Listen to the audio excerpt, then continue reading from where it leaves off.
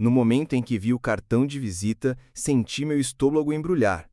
Era de papel grosso, cor marfim. Meu nome estava escrito com uma caligrafia elegante, mas, logo abaixo, com uma caneta diferente e mais firme, alguém havia rabiscado: Caio, pai por obrigação. Isso me atingiu mais do que eu esperava. 19 anos. Criei Luna sozinho depois que a mãe dela foi embora quando ela tinha 5 meses. Fraldas, turnos noturnos, febres, buscas na escola, joelhos ralados, empregos de meio período, horas extras, e lá estava eu, enfiado numa cadeira forrada de linho em um salão luxuoso à beira da represa Billings, cercada por pessoas que nunca seriam vistas dirigindo a caminhonete que eu estacionava lá atrás. Uma observação rápida antes de continuar. Compartilhe nos comentários de qual cidade ou país você está assistindo. E vamos em frente. A mesa da família estava cheia de estranhos. Ternos impecáveis, mãos bem cuidadas e olhares sutis que diziam: você não pertence a este lugar. Uma mulher do lado do noivo, talvez uma tia, olhou de soslaio para meus sapatos e cochichou algo para o marido. Eles riram. Do outro lado da mesa, um cara com colete de técnico nem tentou esconder o sorriso quando peguei o cartão de visita e fiquei olhando para ele por um bom tempo. Senti-me como se tivesse entrado em uma festa fantasia de clube de campo e ninguém tivesse me avisado que não era Halloween. Um rapaz mais novo, 2 cadeiras abaixo, bufou. Acho que eles tinham mesmo que incluir o zelador, murmurou, sem saber que eu estava ouvindo. Não disse nada, apenas me levantei e empurrei a cadeira para trás, lenta e firmemente. Não precisava de cena. Não queria ver quem escreveu aquilo. Não queria adivinhar quantos daqueles rostos presunçosos me viam apenas como acompanhante, um convite para a caridade. Eu só queria sair. Luna estava do outro lado da sala, com seus novos sogros. Ela estava deslumbrante. Vestido de seda branca, cabelo em ondas suaves, sorriso fácil e pleno. Brindavam a algo, riam como se nada no mundo estivesse errado. Talvez nada estivesse. Talvez eu realmente não pertencesse àquele lugar. Talvez aquele capítulo tivesse terminado e eu simplesmente não tivesse virado a página. Virei-me. Nem me despedi. Não queria chorar na frente daquelas pessoas. Não queria lhes dar aquela vitória. Foi então que a música parou. Ouvi o microfone estalar. A conversa na sala morreu, como se alguém tivesse desligado a luz. Virei-me e Luna estava parada no meio da pista de dança, sem salto, segurando a mão do noivo. Sem rodeios. Terminei, disse ela ao microfone, com a voz firme. Estamos indo embora. As pessoas riram no começo como se fosse uma jogada, mas não era. Ela soltou a mão dele, saiu do chão e veio direto na minha direção. O DJ ficou paralisado, segurando o laptop como se fosse explodir. O noivo dela ficou parado, piscando, como se alguém tivesse o acordado com um tapa. Luna agarrou meu braço. Vamos, não vamos ficar. Não me movi. Luna, que diabos? Eu explico no carro. Ela liderou o caminho, o vestido arrastando entre pétalas de flores e champanhe derramado. Passamos direto por aquele local sofisticado, por convidados confusos e madrinhas fofoqueiras. Ninguém a impediu. Ela não olhou para trás. Eu também não. Durante os primeiros 40 minutos, nenhum som além da estrada, dos pés descalços de Luna batendo nos pedais e do farfalhar do vestido a cada movimento. Ela ainda estava com a maquiagem impecável, quase borrada, mas o maxilar tenso, como se estivesse segurando as palavras entre os dentes. A playlist do casamento ainda tocava no celular dela, sincronizada com os alto-falantes do carro. Estendi a mão e desliguei. Nenhuma discussão. Ela pegou a saída para Campinas sem precisar de instruções. Minha casa não é chique. Cerca térrea quebrada, tinta descascada, mas a hipoteca está paga, e mantive as luzes acesas desde que ela foi para a faculdade. É o seu lar. Ela estacionou no meio-fio, mãos ainda no volante, agarrando-o como se esperasse algum impacto. Finalmente, soltou um longo suspiro e olhou para mim. Eu vi o cartão antes de você, disse com um olhar fixo à frente. Ontem à noite, no jantar de ensaio, já estava na mesa. Olhei para ela. E você ainda deixou que o dia de hoje acontecesse? Eu precisava ter certeza, respondeu. Precisava ver se eles realmente iriam ir em frente. E foram. Ela enfiou a mão na pequena bolsa clutch, tirou o celular e desbloqueou. Sem hesitar, sem aviso. Assista. Ela ergueu o celular entre nós e deu play em um vídeo. O áudio estava nítido. Nítido demais. O pai do noivo, Vitor Barreto, estava parado no bar, gravata frouxa, segurando um copo de uísque. Quer dizer, o cara faz tudo, né? Pensei. Já vi a casa dele no Google Maps, fica logo acima da seção 4. Alguém riu fora da câmera. A mãe do noivo interrompeu. Não seja má, ele é zelador, não faz tudo. Vamos usar o título correto. Mais risadas. A câmera girou e eu vi Rafael, o noivo, parado ali, sorrindo. Mal posso esperar para ver a cara dela quando descobrir que poderia ter pedido ao pai biológico para levá-la ao altar. Sabe, aquele que não limpava o chão. Disse ele. O vídeo parou. Meu coração disparou. Recostei-me no banco, olhando para a rua escura. Tudo o que conseguia pensar. Ele sabia. A família inteira sabia.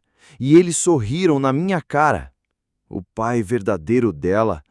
Aquele desgraçado foi embora antes mesmo de ela ter dentes, murmurei. Luna se virou, rosto inexpressivo, voz firme. Eu disse a eles que ele tinha ido embora. Eu disse quem me criou. Eles não se importaram. Por que não me contou antes? Perguntei. Minha voz falhou e eu odiei isso. Poderia ter ficado em casa. Ela balançou a cabeça. Não se trata só de você ou de mim. Trata-se de ver as pessoas como realmente são. Eu precisava de provas. Olhei para ela. Então você se casou com ele só para pegá-los em flagrante? E eu não me casei com ele. Ela abriu o porta-luvas e tirou um envelope pardo dobrado. Jogou-o no meu colo. Nunca assinei o acordo pré-nupcial. Mandei minha própria equipe jurídica revisar e enviar contraproposta. Ignoraram. Nunca assinei. É inválido. Abri o envelope. Dentro, um maço de papéis, documentos legais, cartas autenticadas, carimbos de data e hora, tudo em nome dela, tudo hermético. Você tinha advogado? Tenho desde fevereiro, conselho de família, confidencial. Balancei a cabeça. Há quanto tempo planeja isso? Ela me olhou como se eu tivesse pedido algo ridículo. Desde que comecei a construir algo digno de proteção. Frangi a testa. Como assim? Ela pegou o celular, digitou algumas vezes e virou a tela para mim de novo. Desta vez, um site limpo, profissional. Com o rosto dela, Nova Vida Biotech, diagnóstico preditivo para cuidados preventivos. Essa é a sua empresa? Sou cofundadora, agora estamos na série C, avaliação em torno de 80 milhões de reais. Pisquei? Você nunca me contou. Não queria dar azar, deu de ombros, nem que pensassem que cheguei aqui por causa deles. Fiquei segurando o celular como se pudesse queimar minha mão. Minha filha, que antes montava robôs com peças de torradeira, agora era a queridinha dos investidores, e eu não fazia ideia. Ela guardou o celular. Eles achavam que iam se casar. Virei-me para ela. E você deixou que pensassem isso? Com certeza que deixei. Ela abriu a porta e saiu descalça no cascalho. Eu a segui. Dentro, o ar pesado tinha cheiro de couro velho e poeira. Ela largou os sapatos perto da porta, foi direto à cozinha e tirou 2 cervejas da geladeira, como se ainda fosse sua casa. De repente, percebi. Ela nunca foi embora. Luna deslizou uma das cervejas até mim. Sentou-se e começou a tirar o rótulo da sua, como se estivesse entediada, mas os olhos eram afiados, focados, como tempestade parada na costa, esperando um motivo. Ela tomou um gole, enfiou a mão na mala e tirou uma pasta pardo, mais grossa, mais pesada, e a deixou cair na minha frente com um baque surdo. Abra! Ergui a sobrancelha, mas fiz o que mandou. Dentro, certificados de ações, contratos legais, registros de compras, tudo carimbado e assinado. O primeiro, em nome da Solis Holdings. Os demais seguiam o mesmo padrão. O que é isso? Perguntei. Ela se inclinou, cotovelos na mesa. Esse é o meu fundo. Estou comprando ações da Barreto Logística Médica desde o ano passado. Você comprou ações da empresa familiar do Rafael? Não, disse ela. Eu comprei o controle. Fiquei com a boca seca, Quanto? 37%. Na semana seguinte, olhei novamente os documentos, limpíssimos, rastreados por meio de holdings, algumas vinculadas à Nevada, outras à Delaware. Era o tipo de esquema que só pessoas com muito dinheiro usam para ficar invisíveis. Foi assim que eles não te viram chegando, murmurei. Ela assentiu. Presumiram que eu era apenas uma nerd de biotech acomodada no mundo deles, entrando na brincadeira. Não perceberam que eu já tinha o meu. Usei os dividendos da nova vida e a herança que minha avó me deixou. Lembra quando pedi ajuda para abrir aquela conta fiduciária 2 anos atrás? Foi aí que tudo começou. Empurrei os papéis um pouco para trás e me recostei. Você ficou sentada cuidando disso durante todo o noivado? Eu não fiquei sentada, disse ela. Eu estava investigando. Ela enfiou a mão na bolsa novamente e tirou uma pasta de couro preta, daquelas que executivos carregam para tribunais. Dentro havia planilhas, documentos com marcações vermelhas e e-mails internos. Ela os dispôs na mesa como peças de um quebra-cabeça. Aqui está o relatório de discrepância de estoque. Eles alegaram uma perda de 20.000 unidades no último trimestre. Está mais perto de 70.000. Aqui está a lista de fornecedores. Veja esta empresa, a Conecta Suprimentos, cobrando 15% a mais que a Barreto Logística Médica. E adivinha quem é o dono? O tio do Rafael. Aqui está o relatório de conformidade com a Anvisa, falsificado. Mandei reauditar por uma agência independente. Olhei para a bagunça. Posso não ter ido para a faculdade, mas sei quando algo cheira mal. E essa mistura de acobertamentos e ganância cheira pior que queijo esquecido na geladeira. Ela me entregou um documento. Eles não são apenas estúpidos, são imprudentes. Quando isso vier a público, vão se tornar radioativos. Balancei a cabeça. Luna, isso é guerra. Exatamente. Ela retirou 3 documentos finais. Eram contratos de procuração assinados. 2 de acionistas minoritários e um de uma conselheira independente chamada Helena Moura. Juntos detinham cerca de 12% da empresa, mas estavam cansados de ver os Barreto tratarem a companhia como seu parque de diversões particular. Estou trabalhando nisso há meses. Helena concordou em me apoiar integralmente se eu atingisse o quórum. Estreitei os olhos. Então, com o apoio deles, posso convocar uma votação executiva de emergência e vencer. E para que você precisa de mim? Foi quando ela pegou um último papel, mais curto, simples, um formulário de autorização de procuração. Estou transferindo meu voto para você. Olhei para ela. O quê? Eu ainda sou uma acionista, mas você terá o direito de voto temporariamente. Ótica pública. Eles não podem alegar que sou apenas uma ex-namorada irritada, mas, se tiverem que responder a você, vão engasgar com isso. Ele assentiu. Exatamente. O homem que chamavam de zelador, um faz-tudo glorificado. Olhei para o formulário. Por que eu, Luna? Você foi quem elaborou este plano. Você deveria terminá-lo. Eu vou, mas esta parte é sua. Ela se inclinou para mais perto. Eles insultaram o homem que mantinha as luzes acesas em turnos dobrados, o homem que comia sobras de espaguete no almoço para poder comprar kits de robótica. Zombaram dele em seus sussurros de clube de campo, e agora ele vai presidir a reunião do conselho deles. Minhas mãos ainda estavam na mesa, mas tremiam. Não de medo, de algo mais antigo que eu não sentia há anos. Orgulho, talvez. Raiva, provavelmente ambos. Você realmente me quer sentado àquela mesa?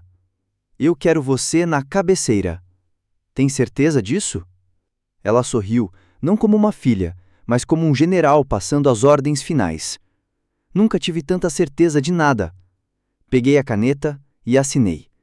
Ela fechou a pasta e guardou de volta na bolsa, como se nada tivesse acontecido. Reunião na quinta-feira, disse ela. Prepare-se, use um terno de verdade desta vez. Eu não tenho um terno de verdade. Você vai ter. Ela terminou o resto da cerveja e jogou a garrafa vazia na pia com um barulho metálico. Depois foi para o quarto de hóspedes, como se ainda morasse ali, como se fosse só mais uma noite voltando da faculdade. Fiquei na cozinha, com as mãos espalmadas sobre a mesa e os papéis abertos à minha frente. pensando no quanto ela tinha ido longe para me proteger. Não com lágrimas, não com abraços, mas com influência. Minha filhinha não precisava ser salva. Ela trouxe um plano de incendiar tudo. Na quinta-feira de manhã, Luna me entregou um terno cinza escuro, ainda embrulhado em plástico, feito sob medida. "Você vai me agradecer depois", disse ela. Parecia duro, limpo demais. Eu nunca tinha usado nada parecido. Estava acostumado a calças de lona e botas de trabalho que resistiam a quedas de elevador. Mas vesti, abotoei e amarrei os sapatos de couro que ela deixou perto da porta. Quando me olhei no espelho, não vi nenhum zelador. Vi alguém que eles iriam se arrepender de subestimar. Entramos na sede da Barreto Logística Médica às 9h04, 4 minutos após o início da reunião do conselho. Luna não bateu. Abriu as portas de vidro fosco como se fosse dona do prédio. Dentro da sala, todos se viraram ao mesmo tempo. 12 pessoas. Uma longa mesa de mogno, quadros de cristal, blocos de notas enfileirados como se esperassem o lançamento de um produto, e não um pelotão de fuzilamento. Vitor Barreto estava sentado à cabeceira, vestindo um terno azul marinho que provavelmente custava mais que meu primeiro carro. Ele se levantou assim que nos viu. "Vocês não podem entrar aqui." Luna nem piscou. "Leiam o estatuto. Esta é uma sessão executiva fechada." "Eu sou uma executiva!" Ela interrompeu apontando para mim. Ele parecia ter engolido um tachinho. "Você está blefando." Luna abriu calmamente a pasta e tirou um único documento, arquivado na segunda-feira, verificado pela secretária corporativa.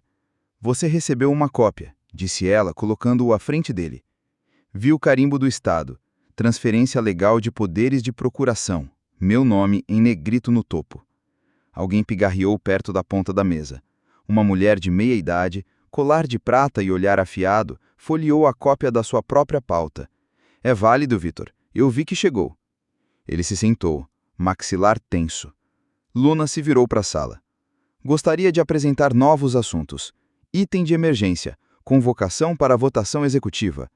Item da pauta, violação de protocolo de conformidade, má conduta financeira e governança negligente." Metade da mesa se enrijeceu. Vitor riu, ríspido e amargo. "Você acha que pode simplesmente entrar aqui e dar um golpe?" "Eu não acho que sim", respondeu Luna firme. Ela distribuiu cópias dos documentos vermelhos como uma professora entregando teste surpresa. Sem alarde, apenas fatos. Fraude de fornecedor por meio de suprimentos da Conecta vinculados ao seu irmão. Excedente de quase R$ 1.300.000 nos últimos 4 trimestres. Prejuízos internos declarados incorretamente nos relatórios trimestrais. Documentação falsificada da Anvisa enviada em outubro passado para garantir a expansão do depósito. Um homem folheava as páginas. Outro esfregava as têmporas. Alguém sussurrou: "Jesus Cristo." Vitor retrucou: "Isso não tem fundamento." "Então prove", disse Luna. "Vote para a auditoria." Ele se levantou novamente. "Esta empresa está na nossa família há 50 anos. Nós a construímos do nada. Você acha que pode simplesmente aparecer e seu legado acabou no segundo em que começou a distribuir notas fiscais falsas por meio de vendedores de fachada?" "Você não construiu isso. Você destruiu", disse Luna. O filho de Vitor, Rafael, finalmente falou. Sua voz era suave. "Luna, vamos lá. Isso não precisa ficar feio." Ela encarou fria. "Você já tornou tudo feio." Silêncio absoluto. Luna respirou fundo e acenou para mim. "Meu procurador, Caio Santos, está pronto para convocar a votação junto com os acionistas Helena Moura, Miguel Santos e Larissa Pinto." Helena levantou a mão. "Confirmado." Miguel e Larissa seguiram. Isso nos deu 53%. O rosto de Vitor ficou pálido. Olhou para o irmão e o sobrinho, ambos paralisados.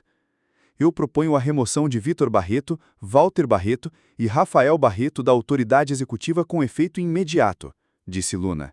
Eu me levantei. "Eu apoio." Helena assumiu o comando. "Todos a favor?" Mãos se levantaram. 5, 6, 7, 8. "Chega, a moção é válida." A voz de Vitor falhou. "Você não pode fazer isso." Luna se inclinou sobre a mesa, calma como sempre. "Eu me deu sua confiança, Eu a usei. Eu me deu sua arrogância, eu a transformei em uma arma. Observei Vitor desabar na cadeira, atordoado. Rafael não se mexeu, apenas encarou a mesa como se nada estivesse acontecendo. Então Helena se levantou. Última ordem do dia. Nomeação do presidente interino do conselho. Candidato, Caio Santos. Eu me levantei. Luna acenou uma vez. Levante-se. Votos? Perguntou Helena. Mãos se levantaram. 5, 6, 7, 8. Chega, a moção é válida. Parabéns, presidente Caio Santos. A sala girou um pouco, mas me contive. Não sorri, não falei nada, apenas assentei e me sentei novamente. Vitor se levantou e saiu furioso. O irmão o seguiu. Rafael hesitou. Luna o encarou fixamente. O quê? Isso nunca foi sobre amor. Era sobre legado. Então saímos. Em desfile de vitória, sem aplausos. Apenas passos silenciosos no piso e uma porta pesada se fechando atrás de nós. Lá fora, no saguão, Luna finalmente suspirou. Seus ombros caíram um pouco, só por um instante. Eu não disse nada. Ela olhou para mim e sorriu. Belo terno. Bela queda. Saímos para o sol. No estacionamento, olhei para o céu e pensei: que diabos aconteceu? 3 semanas atrás, eu tinha graxa debaixo das unhas. Agora, eu era presidente do conselho de uma empresa multimilionária para a qual nem sabia que estava caminhando. Luna abriu o porta-malas e jogou a maleta lá dentro como se fosse só mais uma terça-feira. Entramos no carro e ficamos em silêncio por 1 minuto. O motor ronronou. O ar-condicionado ligou. Recostei-me e olhei pela janela. Você está bem? Ela perguntou. Sim, só estou tentando entender. Ela riu baixinho. Estou planejando isso há anos. Você chegou há 3 dias e lidou com tudo como um profissional.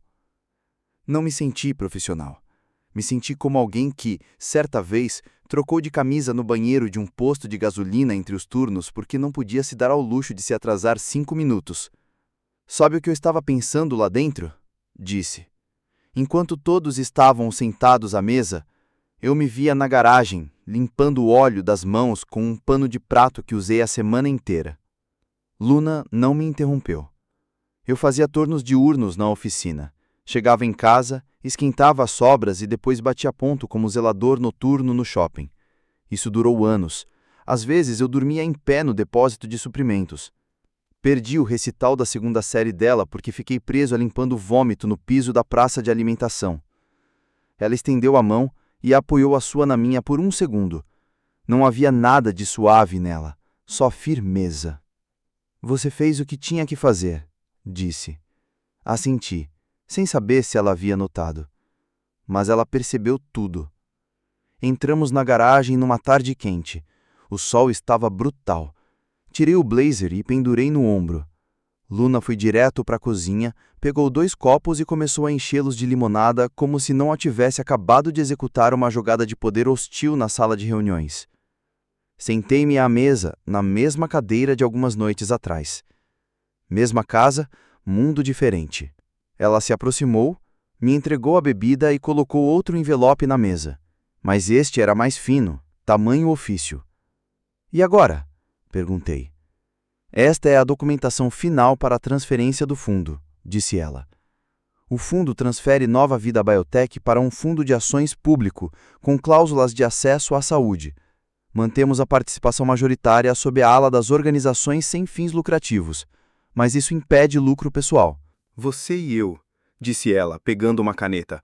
Últimos consignatários. Abri a pasta e li o título. Moura Fundo de Saúde. Estavam os nossos nomes. O dela, fundadora, o meu, presidente interino. Tem certeza de que quer fazer isso? Perguntei. Sim. Não é vingança, pai. É virar o jogo contra o sistema que tentou nos engolir. Olhei para ela e por 1 segundo vi apenas a menininha de macacão que se escondia embaixo do balcão da loja, comendo biscoitos e me observando desmontar mangueiras de freio. Lembra da noite do baile? Perguntei. Você pirava no quarto porque o zíper do vestido emperrou, e eu estava lá fora consertando o radiador de um estranho. Ela riu. Cheguei 15 minutos atrasada e ainda assim fui ao cinema. Não cobrei um centavo daquele cara. Nem perguntei o nome dele. Só sabia que o carro soltava fumaça e o filho dele chorava no banco de trás. Eu lembro, disse ela. E pensei, um dia vou consertar as coisas para ele também. Pisquei e olhei para baixo. Ela estendeu a mão por baixo da mesa, tirou uma pequena bolsa preta para roupas e abriu o zíper revelando a barra de outro terno. Cinza claro, tecido fino, corte justo. Tentei me esquivar. Não vou viver de terno, Luna. Ela colocou a bolsa no encosto da minha cadeira. Você não vai ficar atrás de mim. Vai ficar ao meu lado. Não me virei. Não consegui. Minha garganta travou e meus olhos arderam. Pressionei o canto do olho como se tivesse algo ali, mesmo sabendo que não havia. Ela não disse mais nada. Ficamos alguns minutos em silêncio, sentados com o dinheiro sobre a mesa. Depois sentamo-nos lado a lado e assinamos a papelada final do fundo. Sem advogado, sem tabelião, apenas nós e uma testemunha pelo Zoom que mal disse 3 palavras. Quando a assinatura eletrônica final carregou e o status da transferência piscou verde, recostei-me e encarei a tela. Estava feito.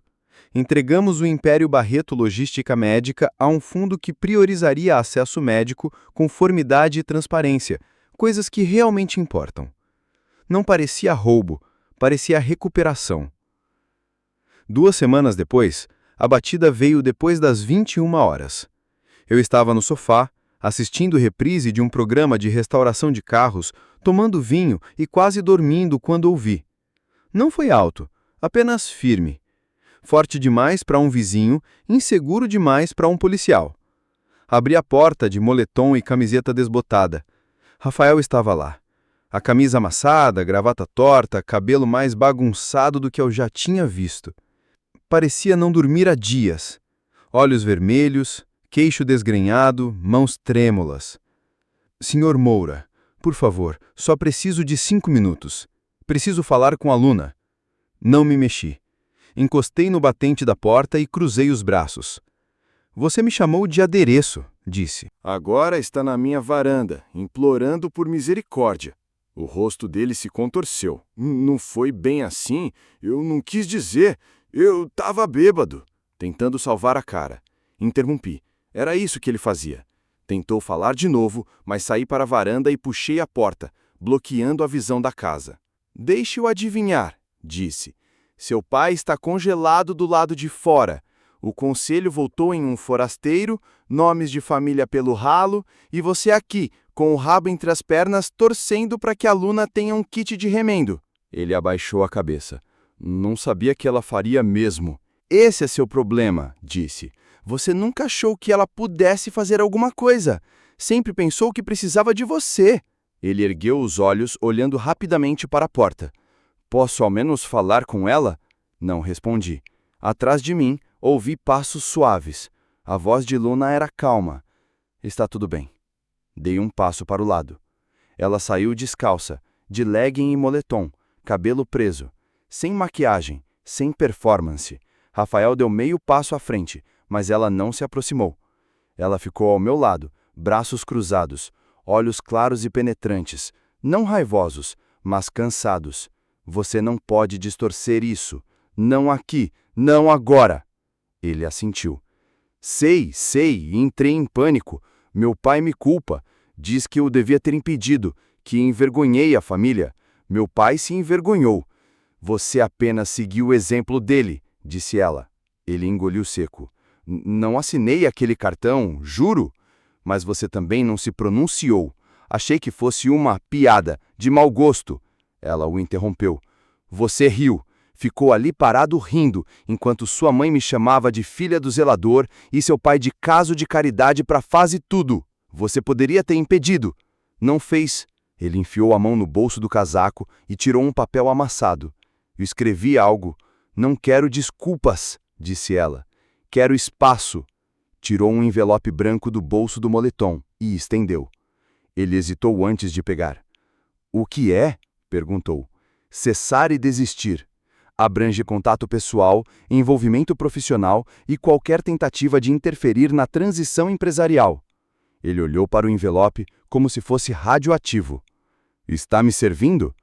Não, estou me protegendo e protegendo minha empresa.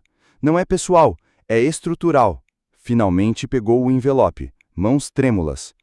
Eu só pensei que tínhamos algo real.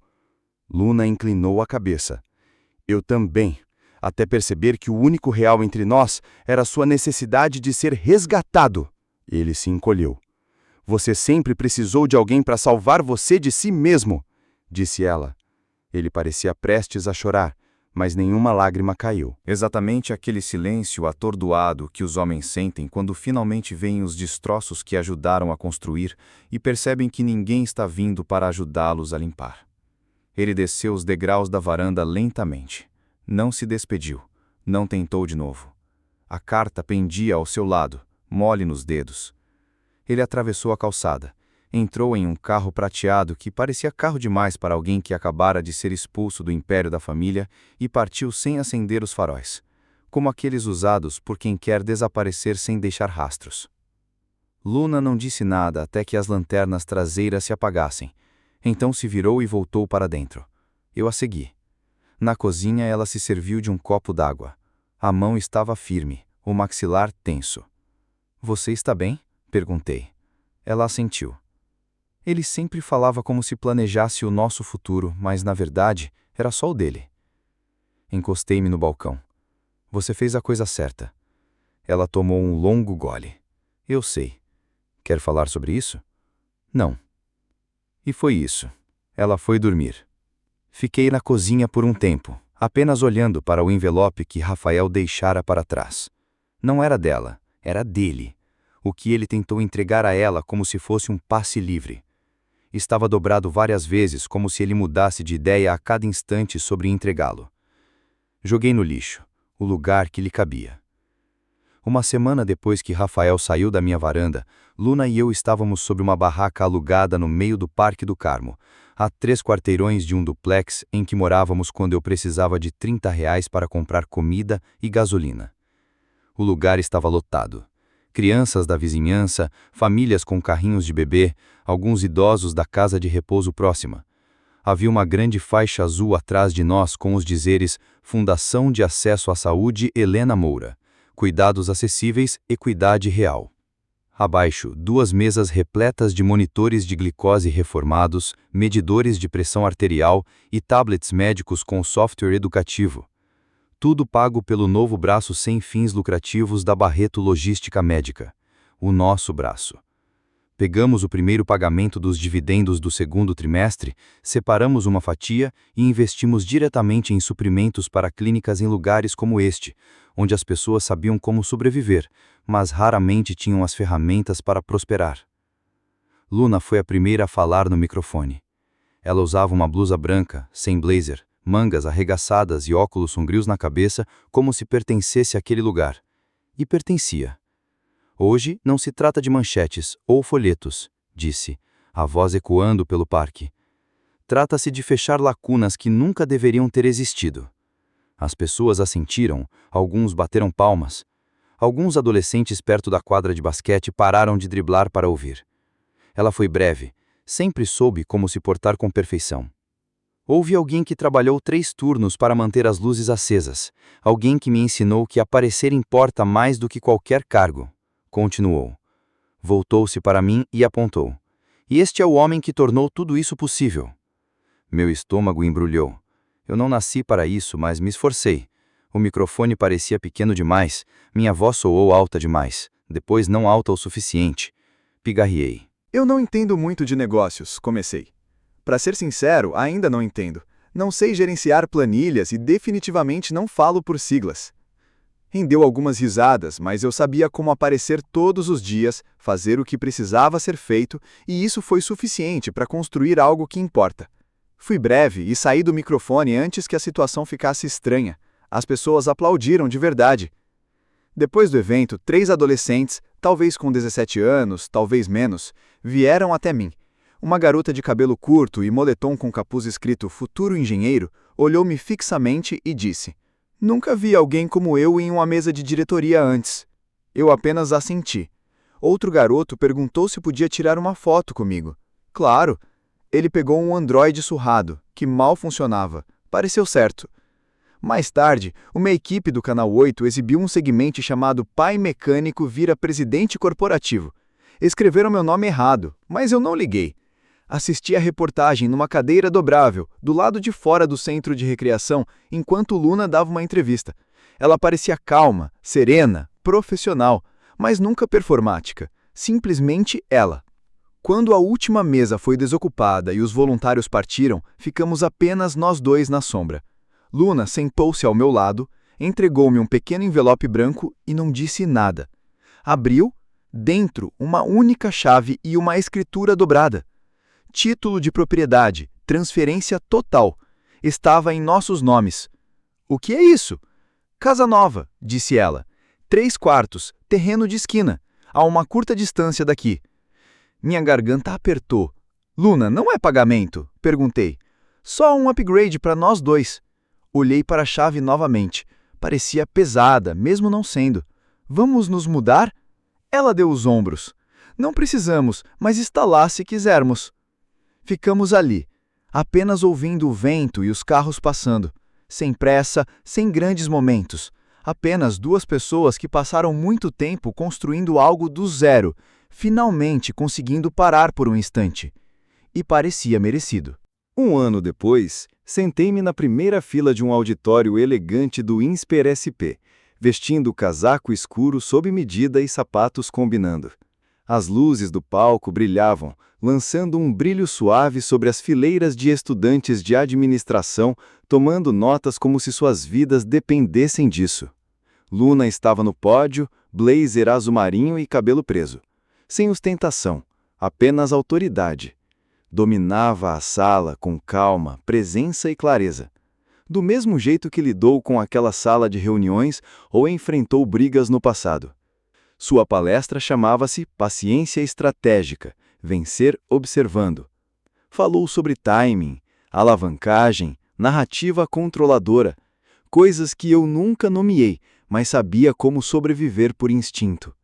A plateia se inclinava em cada palavra, como se ela tivesse inventado o conceito de esperar a vez de atacar. Durante a sessão de perguntas, alguém perguntou: "Quem mais influenciou sua abordagem quando estava começando?" "Aprendi negócios com um homem que nunca fez faculdade", respondeu. "Mas ele me ensinou custo, valor e retorno melhor do que qualquer livro didático." A sala aplaudiu. Alguns alunos se viraram para me olhar. Não sorri, não acenei, apenas assenti, mãos cruzadas no colo, imóvel como pedra. Saí pelas portas laterais enquanto Luna era cercada por professores oferecendo café e cartões de visitas. Imaginei que ela me alcançaria. O manobrista lá fora estava atarefado, estudantes entregando chaves de Toyotas que não lavavam há semanas. Passei pelo mesmo garoto do casamento que rira da minha caminhonete enferrujada. Ele não me reconheceu com este casaco nem com estes sapatos. Olhou, disse: "Boa viagem, senhor." Dei-lhe uma nota de 5 e continuei. O carro já estava parado na calçada. Luna entrou, terminando uma garrafa de água e olhando o celular. Ela ergueu os olhos quando entrei. "Você arrasou", disse eu. "Eu sei", respondeu com um sorriso leve, "mas obrigada." Entramos no trânsito do campus em silêncio. Olhei pela janela escura e disse: "Você não precisava fazer tudo isso." "Você tem razão", respondeu ela. "Não precisei. Quis." Passamos pela beira do campus, paramos no sinal vermelho. Então vi o outdoor do outro lado da rua, acima do posto de gasolina onde abastecíamos com moedas e notas. Letras brancas sobre azul marinho. Integridade é herdada. Fundação de Acesso à Saúde Helena Moura. Sem design sofisticado, apenas palavras. Recostei-me e fechei os olhos. Não vingança, resolução. Exatamente isso que senti. Agora me diz, você teria perdoado Rafael se estivesse no lugar de Luna? Deixe sua resposta nos comentários, e se esta história te prendeu, não esqueça de curtir e se inscrever para mais. O YouTube escolheu isso para você. Clique, vamos ver se acertaram. A história mostra como o poder pode cegar famílias que acreditam ser intocáveis, mas também revela que a verdadeira força está na resiliência e na integridade. Caio, um homem simples, humilhado por anos, se vê inesperadamente no centro de um golpe corporativo que não busca vingança, mas justiça. Luna, com sua inteligência estratégica, transforma as cicatrizes da infância em armas contra um sistema corrupto. A relação entre pai e filha é o coração da narrativa. Não há necessidade de palavras doces ou gestos sentimentais, mas sim de confiança mútua e coragem silenciosa. A corrupção, sustentada por gerações, desmorona diante da determinação de quem sempre foi invisível. A lição é clara: o poder pode ser tomado, mas o respeito é conquistado. O silêncio de um trabalhador vale mais que os discursos de quem só herdou privilégios. E, no fim, o verdadeiro legado não é dinheiro, mas a capacidade de mudar vidas além das suas próprias. A lição central da história é que subestimar alguém pode ser o maior erro em qualquer batalha, seja no trabalho, na família ou na vida. Os Barreto riram de Caio por anos, tratando-o como um faz-tudo sem valor, mas foi justamente ele quem assumiu o comando e deu sentido à vitória de Luna. Isso mostra que dignidade não depende de status, mas de caráter. A integridade, quando mantida mesmo nas situações mais difíceis, torna-se uma arma poderosa contra a corrupção e a arrogância. Outro ensinamento é que o verdadeiro legado não está em preservar nomes ou riquezas, mas em criar algo que beneficie outras pessoas. Ao transformar uma empresa corrupta em uma fundação voltada ao acesso à saúde, Luna e Caio mostram que é possível devolver ao mundo aquilo que a ganância tentou roubar. O dinheiro pode construir muros, mas apenas a integridade constrói pontes que permanecem. Agora me diz, até que ponto a lealdade familiar deve pesar mais do que a busca pela verdade? O que é mais perigoso em uma sala de conselho? A corrupção ou a subestimação de quem parece pequeno? Escreve aqui nos comentários, de 0 a 10, qual a sua nota para essa história. Quero muito saber. Se você gostou dessa história de virada, justiça e poder sendo colocado no lugar certo, deixe seu like, compartilhe com quem precisa ouvir isso e inscreva-se no canal para não perder os próximos capítulos dessa jornada épica. Um beijo e até breve.